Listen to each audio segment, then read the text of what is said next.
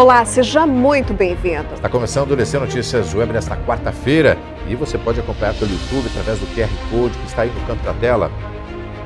Veja os destaques dessa edição. Como foi a visitação dos turistas nesse feriadão aqui em Foz do Iguaçu? Governador do Paraná e prefeito Chico Brasileiro intermediam para trazer voo direto entre Foz do Iguaçu e Dubai. Vestibular de verão da UDC. Conheça um pouquinho mais sobre a infraestrutura e os laboratórios de alguns cursos. Quarta-feira, 13 de outubro de 2021, o DC Notícias Web já está no ar.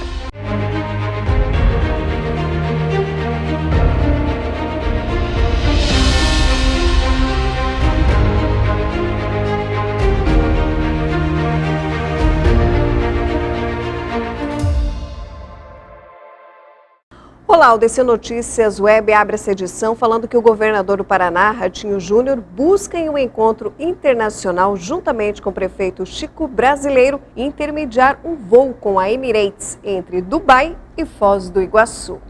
O prefeito de Foz, Chico Brasileiro, e o governador do Paraná, Carlos Massa Ratinho Júnior, estão nos Emirados Árabes Unidos participando da Expo Dubai 2020. Nos encontros, pontos fortes do estado estão sendo apresentados para todo mundo, principalmente sobre o turismo e sustentabilidade. Foz do Iguaçu está presente, juntamente com outras prefeituras e o governo do estado do Paraná, aqui na Expo Dubai, a maior feira de negócios do mundo.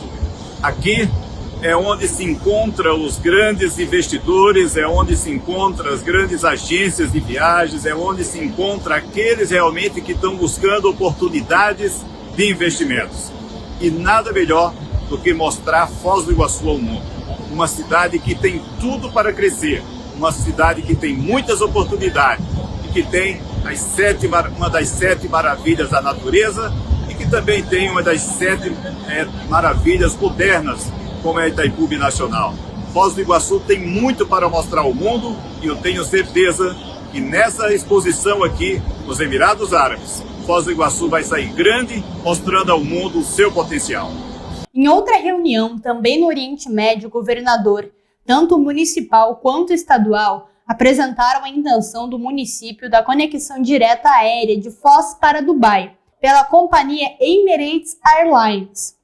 A empresa já faz a rota São Paulo-Dubai 5 vezes por semana.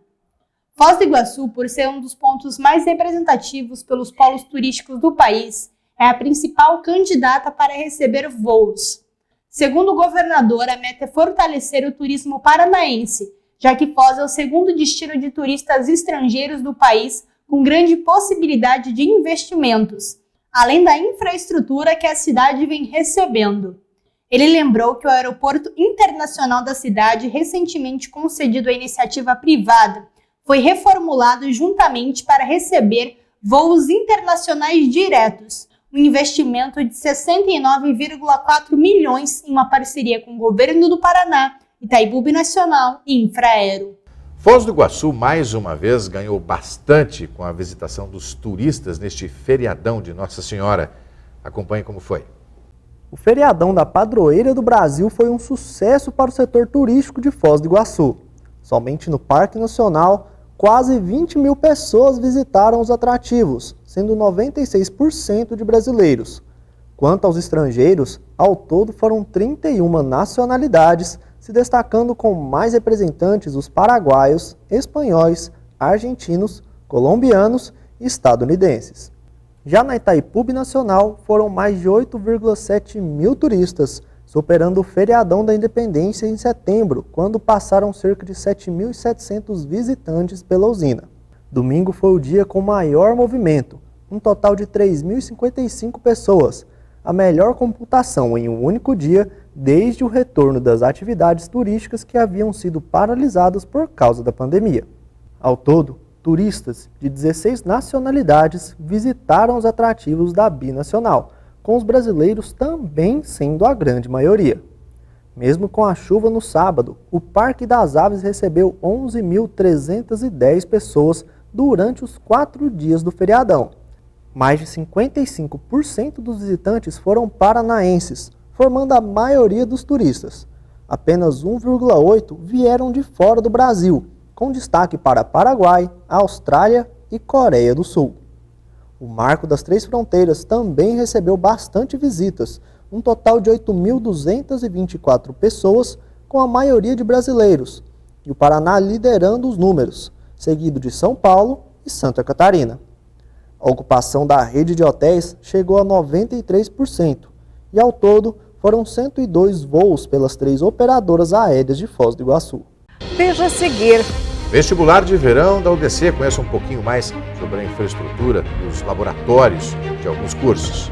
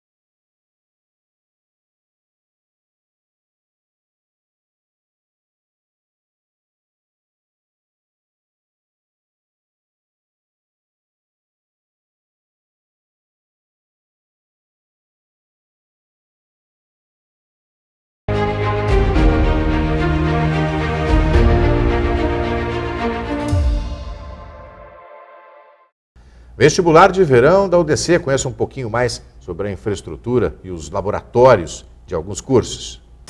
E o UDC Notícias Web vai conhecer um pouco mais, mostrar para você que está em casa, que vai prestar o vestibular de verão da UDC, um pouco mais do curso de odontologia, uma das referências da UDC. E para isso nós vamos conhecer um pouco mais dessa estrutura com o professor coordenador Shigeru Kaminagakura. Professor, estrutura referência do curso?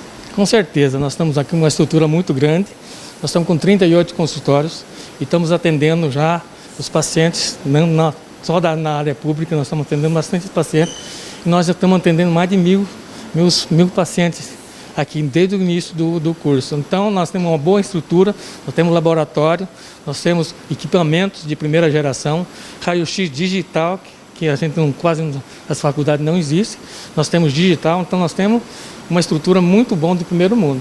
Recolhendo os pessoal todo para fazer um tratamento odontológico aqui e também convidar os alunos que queiram participar da nossa estrutura aqui e fazer um curso de odonto de primeiro nível.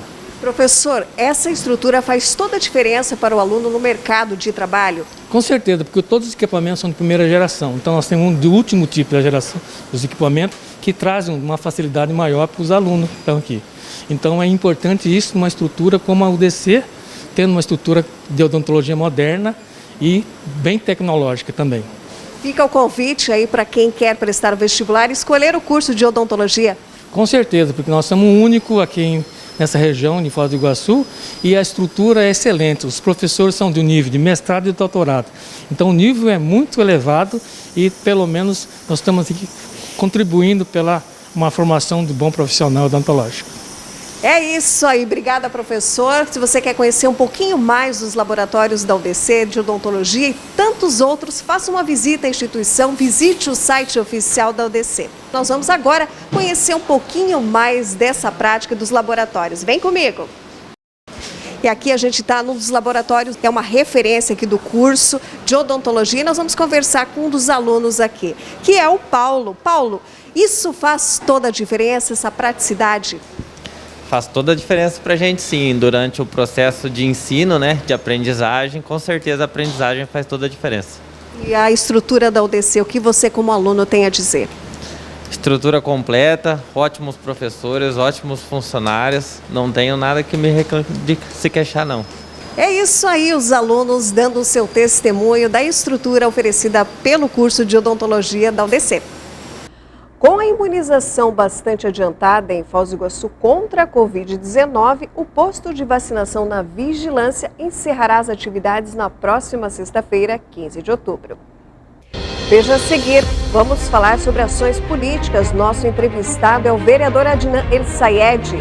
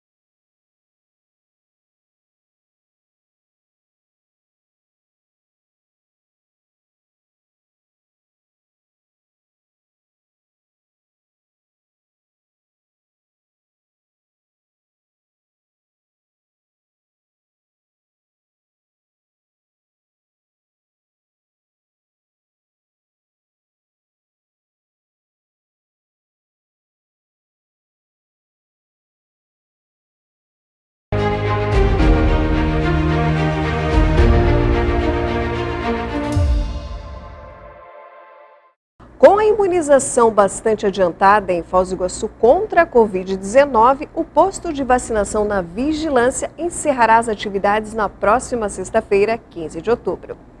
69.645 doses foram aplicadas no posto que fica localizado na Vila Holanda, ao lado da Unidade Básica de Saúde. Esse foi o primeiro ponto montado pela Prefeitura de Foz do Iguaçu para a campanha da vacinação contra a Covid-19. Além disso, a Vigilância em Saúde tem atuado das 8 da manhã às 2 horas da tarde, para a aplicação da segunda dose em alguns grupos específicos, ou para aquelas pessoas que, porventura, não tenham tomado a primeira dose. De acordo com o Ministério da Saúde, cidadãos que receberam a primeira dose em outro município ou país conseguem completar a imunização em Foz do Iguaçu. Mas agora, neste caso, será necessário procurar uma das 29 unidades básicas de saúde da cidade. Com a vacinação em massa, Foz do Iguaçu já atingiu 106% da população adulta vacinada com a primeira dose e 63% com a segunda dose.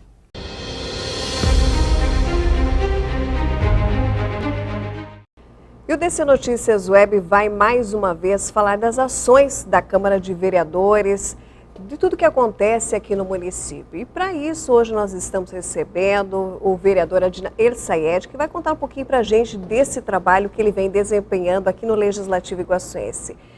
Vereador, seja muito bem-vindo mais uma vez ao DC Notícias Web. É um prazer recebê-lo. Obrigado, André. O prazer é meu. Estamos sempre à disposição aí para conversar com vocês e com a população.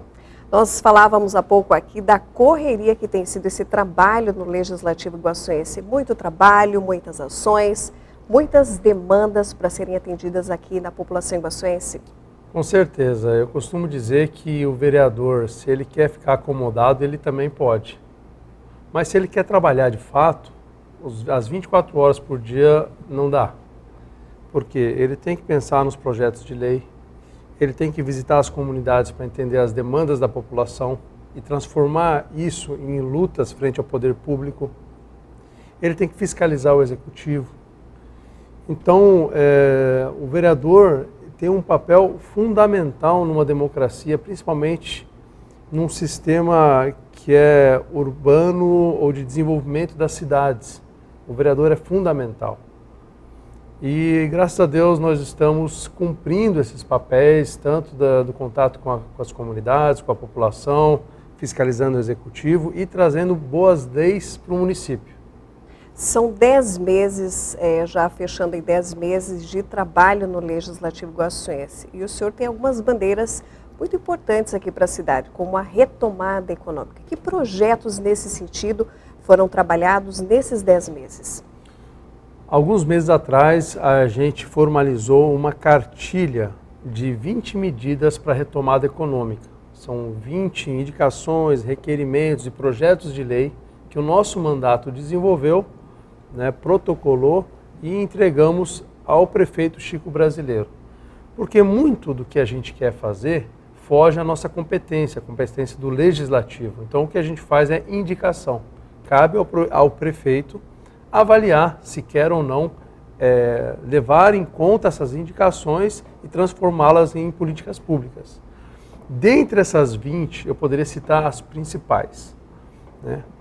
Uma, por exemplo, é abrir créditos no Foz Juro Zero de até R$20 mil para quem quiser ou começar um empreendimento, pequeno empreendimento, ou alavancar um empreendimento que já possui. Isso iria beneficiar as famílias como um todo e aumentar o poder de compra para consumo, mas mais do que isso, ia permitir com que elas utilizassem esse capital como capital produtivo. Ou seja, vai comprar uma máquina, vai comprar qualquer coisa que vai poder desenvolver o seu negócio e aí essa renda se transformaria em mais renda e mais oportunidade de desenvolver o seu negócio, né? Diferente do que vinha acontecendo antes com o Foz Juro Zero, que era só para consumo, para tirar as pessoas daquele aperto da pandemia, né? Então, nós devemos pensar nesse sentido.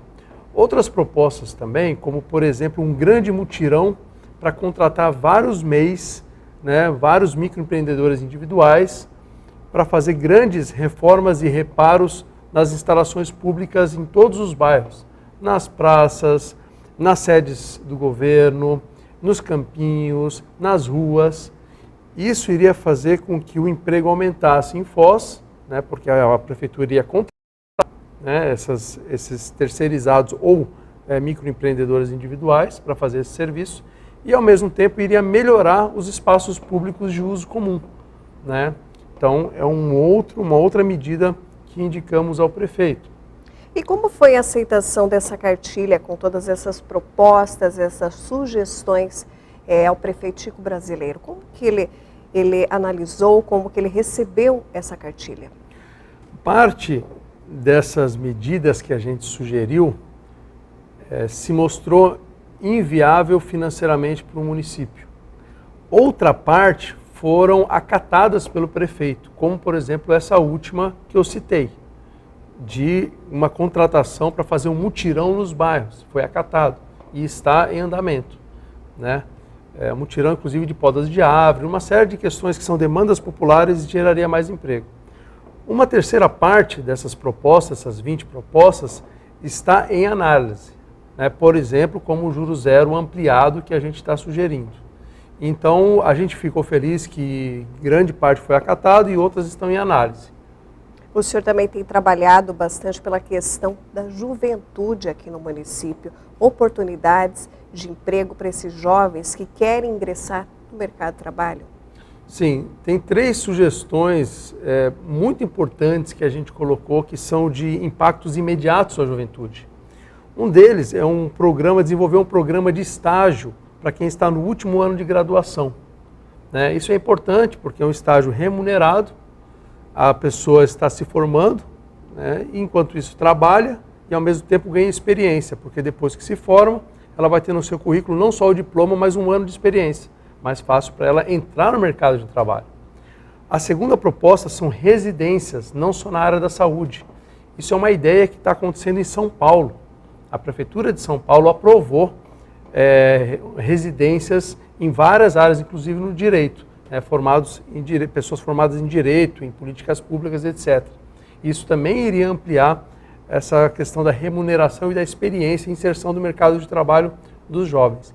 E o terceiro ponto é fazer um estudo de quais são as vagas que não são preenchidas, vagas de empregos em Foz do Iguaçu, que não são preenchidos, mesmo com desemprego alto, para que naquelas áreas, naqueles setores, a prefeitura invista cursos profissionalizantes de qualificação e técnicos, né, para que os jovens possam se desenvolver, aprender e preencher essas vagas. Porque muitas vezes existem muitos cursos profissionalizantes, mas a maioria deles já no mercado saturado. Esses setores já estão saturados. Então, às vezes, não adianta mais fazer aquele curso que todo mundo está fazendo e não tem vaga de trabalho. Então, são 3 de tantas outras que a gente fez pensando na retomada e pensando também no emprego e renda para a juventude. E voltado nessa mesma linha também, o senhor tem apresentado propostas para o setor educacional. Quais são as propostas para a educação pública municipal? Claro, a gente olha a educação com 2 prismas muito importantes, né? Um é de criar cidadãos, gerar cidadãos para essa sociedade, né? Segundo, como oportunidade de ele se desenvolver e se inserir no mercado de trabalho. Nesses 2 prismas, nós sugerimos alguns projetos de lei. Sugerimos não, nós protocolamos projetos de lei, aí já não é indicação, são projetos de lei. Vou citar 2 deles. Um, que é da escola trilingüe. A gente quer que tenha uma escola trilingüe aqui em Foz do Iguaçu. O que é a escola trilingüe? Não é só ensinar, além do português, o espanhol e o inglês. É ensinar no mesmo nível. Ou seja, a criança vai sair da escola falando fluentemente o espanhol e o inglês. Todos os dias terão aula de inglês e espanhol, além do português. Um outro projeto de lei é sobre uma disciplina, a inserção da disciplina na rede municipal de educação cidadã. E nessa disciplina seriam ensinados noções básicas de direito constitucional cidadão, já desde criança, para saberem os seus direitos e deveres. Educação financeira e empreendedorismo, para a criança já saber desde cedo o que é um gasto, o que é um investimento, por que muitas vezes temos que poupar, qual é o perigo de se pegar emprestado a juros altos e ficar refém do sistema financeiro, como empreender, o que é o empreendedorismo, tudo isso. Depois, educação para prevenir o preconceito e o ódio. Depois, noções da Lei Maria da Penha, para que as crianças saibam o que é a violência contra a mulher, se isso ocorre em suas casas ou não, e que no Brasil existe uma lei que protege a mulher nesses casos. E educação ambiental, que é para que as pessoas saibam, de fato, o que significa jogar o lixo no rio, jogar o lixo no chão, o que significa esse acúmulo de agrotóxicos, para que a gente tenha conhecimento, consciência do que isso pode causar, inclusive, às nossas vidas, né? E por aí vai uma série de outros ensinamentos necessários para que a gente, de fato, crie cidadãos para o mundo, melhores cidadãos, e através daí a gente tenha uma sociedade mais justa, mais consciente, mais politizada, né? E propensa a contribuir para o desenvolvimento econômico e social de onde nós vivemos. O senhor participou hoje também de uma bancada junto com o vereador Cabo Cassol, Sim. Desenvolvimentista. O que essa bancada busca, que projetos, que ações? É a maior bancada, vou aqui puxar um pouco, fazer um merchandising, é a maior bancada da história de Foz do Iguaçu, porque todos os vereadores assinaram. Uma bancada que 15 vereadores assinaram, algo inédito. Bancada desenvolvimentista, da qual eu sou líder e o Cabo Cassol, vereador, é vice-líder, visa contribuir com ações para a retomada econômica, ações para gerarmos todas as circunstâncias de um patamar ou de um ciclo virtuoso de desenvolvimento econômico de Foz do Iguaçu. E além dessas sugestões, que a gente sirva também de articulação entre vários atores.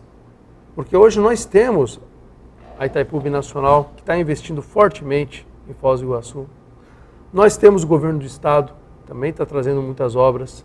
Nós temos a prefeitura, nós temos a ACIF, nós temos grupos da iniciativa privada que olham Foz do Iguaçu com muita vontade de investir. Nós temos uma confluência de fatores muito positivas.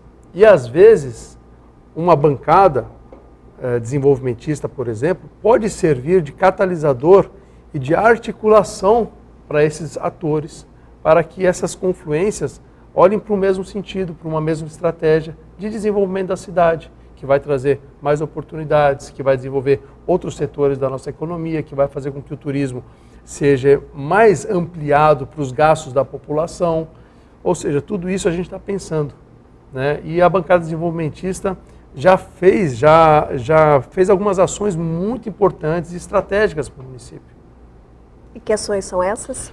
Por exemplo, quando a gente articulou para visitar e dar uma placa de homenagem ao general Civiluna, que era então diretor-geral da Itaipu, isso gerou um debate entre a Itaipu e os vereadores.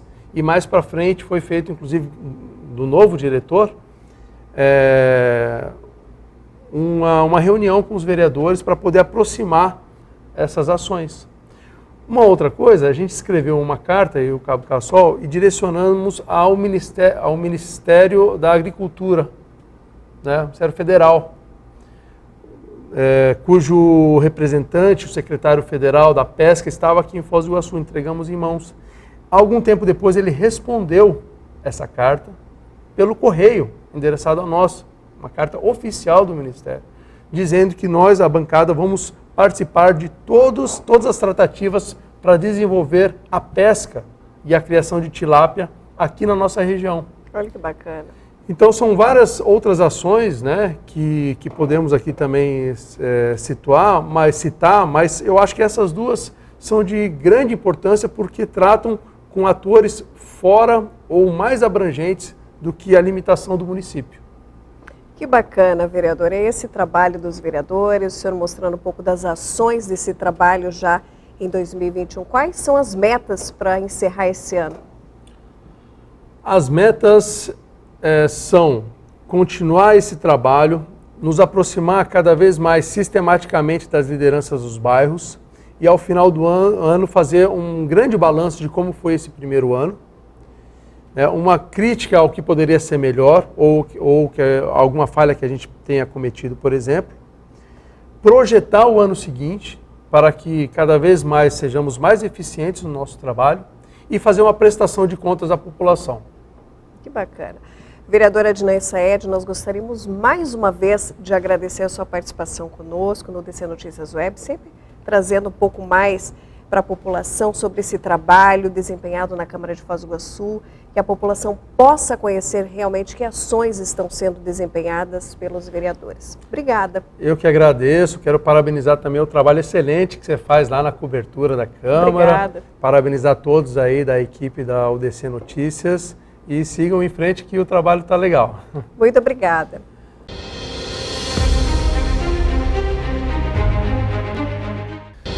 Essa Notícias Web desta quarta-feira vai ficando por aqui. Nós voltamos ao vivo amanhã. Obrigada pela sua companhia. Siga, curta, compartilhe as nossas publicações e as nossas redes sociais oficiais. Até lá. Até lá.